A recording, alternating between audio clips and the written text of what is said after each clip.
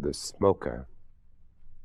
A boy lived in the woods, and his father told him never to go eastward, but to play in the clearing by their hut, or to walk towards the west. For some years the boy obeyed his father, but as he grew older, and the paths of the west became dusty with use, he felt himself drawn to the unknown trees and the green trackways, and one day he set off towards the east. He found a lake and knelt down to drink, but the water was alive with savage fish, and he nearly lost a hand. He crouched by the shore and watched the fins swirl the water, and a stranger came up behind him so softly that the boy knew nothing until the man spoke. "Let us see who can throw a spear the farthest." "Very well," said the boy, and he won easily. "Let us run around the lake," said the man. "I agree," said the boy, and he won that too. "Let me show you the island in the middle of the lake," said the man.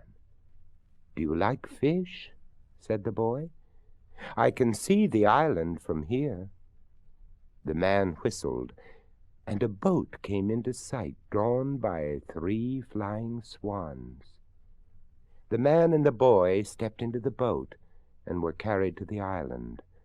But as soon as they landed, the boy wished that he had stayed at home, for the man knocked him down and left him, and went back across the lake. The boy felt his bruises. Nothing was broken, although he ached from the fists. He limped about the island to find food, but there was little except berries and roots, and no shelter. He sat and watched the night come. "If you would be good enough to dig an inch or so into the earth," said a voice close by him, "you would do me a great kindness." The boy was startled, for there was no one to be seen. "I'm in the leaf mold," said the voice. The boy scraped the last year's autumn, and underneath he found a skeleton lying yellow on the ground. "I am much obliged," said the skeleton. "Now one more thing, if you will. Under that tree just by the bowl there's a pouch buried. Would you bring it to me?" The boy put his hand down by the bowl and found a tobacco pouch in the soil, and a pipe and flint. "It would gratify me," said the skeleton, "if you would light the pipe and put it in my mouth." The boy did so, and held the pipe between the skeleton's teeth. "Ah, thank you," said the skeleton. "It's the mice, you see. They nest in my ribs, and only the smoke will move them. Such a torment they are, and such a blessing this is." The boy sat without moving until the skeleton had finished the pipe. "Now," said the skeleton, "you will want to know what you can do about the man who brought you here. Well, I'll help you. He's on his way now with dogs to hunt you for sport.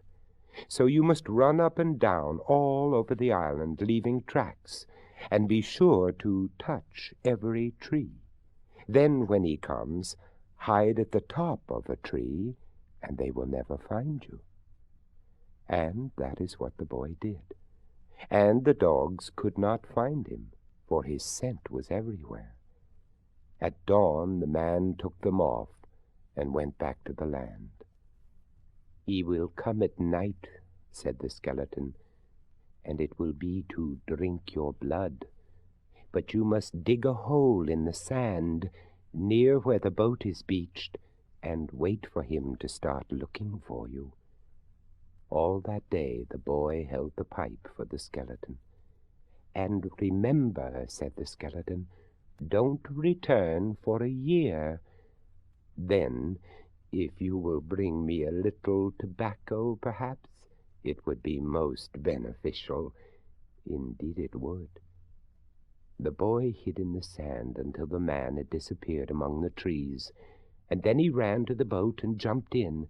As soon as they felt the movement, the swans flew back to the land, taking boat and boy with them safely among the deadly fish. And the boy went home and stayed westwards for a year. At the end of the year he made his way to the lake again. The swans were waiting. The island was unchanged. "I've brought a new pipe and pouches of tobacco," said the boy. "You are more than considerate," said the skeleton. "The nesting season has been a great burden." The boy lit the pipe, and the mice were soon cleared. "Can I do anything more to help you?" said the boy. "You saved my life. Shall I bury you?" "No," said the skeleton. "I would rather know the sun and the rain, the wind and the moon, and let them do their work. It's pleasanter here than in the dark." So the boy built a hut on the lake shore, and each day he came with the swans to light the skeleton's pipe and to keep him company, until the sun and the rain, the wind and the moon had done their work, and nothing remained to tempt the busy mice.